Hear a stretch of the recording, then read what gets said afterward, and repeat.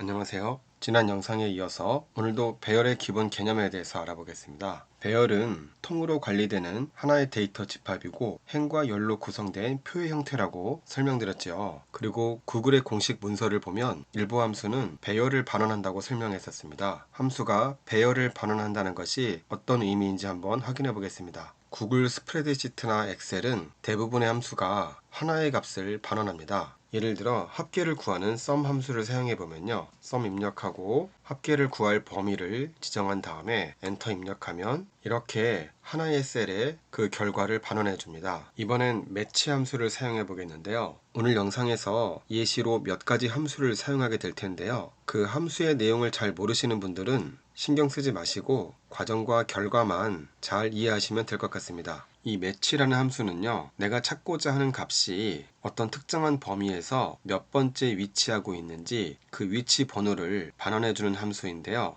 예를 들어 여기 강가딘이라는 값이 이 범위에서 몇 번째 해당하는지 알고 싶을 때 매치 함수를 사용할 수 있습니다. 수식을 한번 입력해 보겠는데요, 등호 입력하고 함수명인 매치를 입력해 보겠습니다. 이 매치 함수에서 첫 번째 인수는 우리가 찾고자 하는 값인데요, F6셀에 있는 강가딘이라는 값이죠. 그리고 쉼표, 이 값을 어디에서 찾을 거냐면 여기 C6에서 C12에 있는 이 범위에서 찾을 것입니다. 그리고 쉼표, 마지막 세 번째 인수는 정확하게 일치하는 값을 찾겠다는 의미로 숫자 0을 입력해주면 되겠습니다. 쉼표 닫고 엔터 입력하면 숫자 5가 반환되었죠. 이 범위에서 강가딘이라는 값이 다섯 번째 위치하기 때문에 숫자 5를 반환해 준 것입니다. 대부분의 함수는 이렇게 하나의 값을 반환해 주게 되는데요, 여기서 지난 영상에서 설명드린 내용 중에 어레이 포뮬러 함수와 관련된 내용을 잠깐 확인해 보겠습니다. 예를 들어서 강가딘이 몇 번째 위치하는지 알고 싶고, 강가해가 몇 번째 위치하는지 알고 싶고, 강건너가 몇 번째 위치하는지 알고 싶다면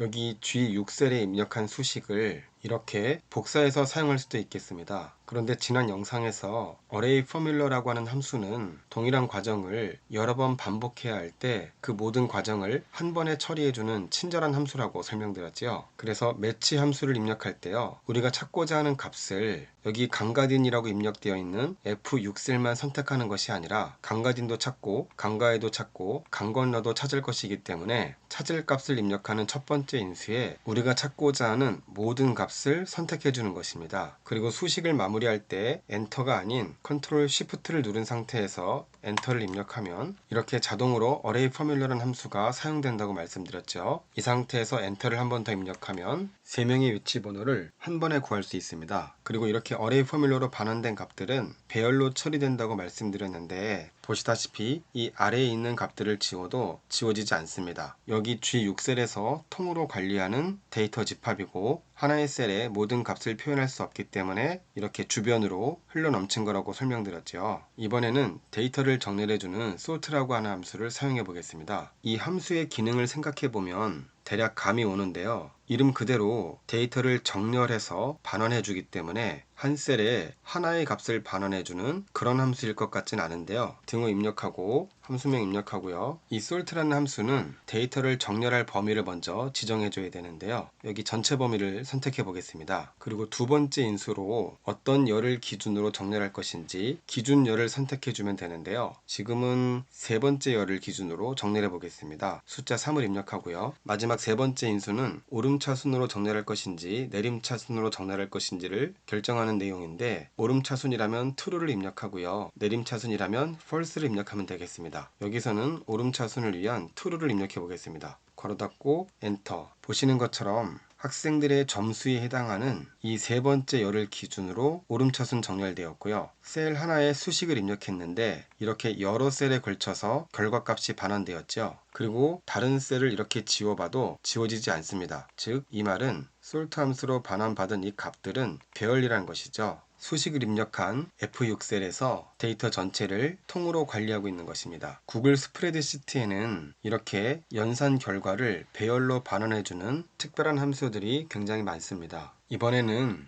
여기 있는 학생 이름들을 랜덤하게 배열해 보겠습니다. 여기 있는 학생들의 이름을 랜덤하게 배열할 때 여기서 자체적으로 랜덤하게 배열할 수는 없거든요. 그래서 보조열을 하나 만들어야 하는데요. 여기 D6셀에 와서 랜드어레이라는 함수를 사용해 보겠는데요. 등호 입력하고요. 랜드어레이, 이 함수는 우리가 인수로 입력해준 행과 열에 해당하는 만큼 랜덤하게 난수를 만들어 주는데요. 지금 11명의 학생을 랜덤하게 배열할 것이기 때문에 행에 해당하는 값에 11을 입력해 주고요. 열에 해당하는 값에는 1을 입력해 주겠습니다. 그러면 이렇게 학생 수만큼 랜덤한 값을 만들 수가 있는데요. 이제 여기서 아까 사용했던 sort 함수를 이용해서 저 랜덤하게 입력된 값들을 기준으로 정렬을 하게 되면 우리가 원하는 값을 얻을 수 있을 것 같습니다. 등호 입력하고요. sort 함수 입력하고 첫 번째 인수는 데이터가 입력된 전체 범위죠. 그리고 두 번째 열을 기준으로 정렬할 것이기 때문에 숫자 2를 써주고요. 마찬가지로 세 번째 인수는 오름차순으로 입력할 것이기 때문에 true로 입력하고 괄호 닫아주고요. 엔터 입력하겠습니다. 그럼 이렇게 학생들의 이름을 랜덤하게 얻을 수 있고요. 전체 데이터 중에 하나를 지워도 값은 지워지지 않으면서 계속 랜덤하게 학생들의 이름 순서가 바뀌고 있다는 걸 알 수가 있죠. 물론 여기서 우리가 얻고자 하는 결과에 이 난수를 표현하고 싶지 않다면 이렇게 필터 함수를 추가해서 학생 이름만 나오게 할 수 있는데요. 이런 내용은 다음에 설명드리는 것으로 하겠습니다. 이번에는 범위를 연결해서 배열로 만들어주는 중괄호를 이용해서 동일한 결과를 한번 만들어 보겠습니다. 등호 입력하고요. 먼저 sort 함수를 사용하겠습니다. 그리고 범위를 선택할 때 전체 범위를 선택하는 것이 아니라 중괄호를 이용해서 학생의 이름이 입력되어 있는 범위를 선택하고, 그리고 랜드어레이 함수를 사용해서 발생시킨 이 난수는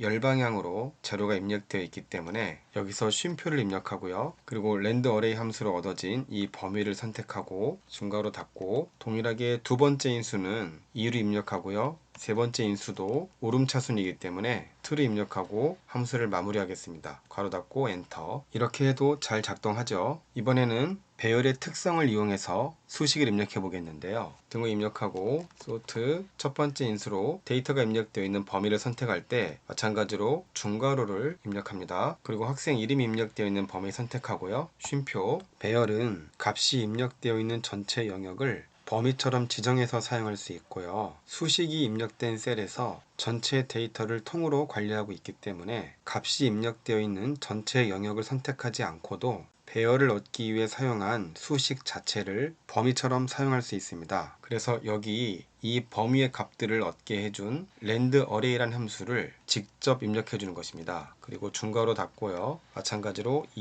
true를 입력하면 되겠습니다. 이제 어떤가요? 우리가 만든 세 가지 예시에서 모두 정상적으로 학생들의 이름이 랜덤하게 배열되고 있습니다. 어떻게 보면 데이터가 입력되어 있는 전체 범위를 직접 선택한 이 입력 방법이 가장 단순해서 가장 쉬운 방법이라고 생각할 수도 있겠는데요. 우리가 sort 함수를 사용할 때 지금 어떤 단점이 작용하고 있냐면 이런 보조열이 원본 데이터에 추가되어야 한다는 것이죠. 이 보조열이 없다면 보조열을 범위로 선택해서 사용한 이 두 가지 경우는 정상적인 결과를 얻을 수가 없습니다. 랜드어레이 함수가 입력된 수식을 지워볼까요? 어떤가요? 이 두 예시에서 랜드어레이 함수로 입력된 값들이 모두 사라져 버렸죠. 배열의 특성을 이용해서 만든 이 세 번째 예시에서는 원본 데이터와 무관하게 우리가 얻고자 하는 값들이 정상적으로 출력되고 있습니다. 정리하자면 배열을 반환하는 함수들은 반환된 배열을 일반적인 범위처럼 사용할 수도 있지만 그 함수 자체를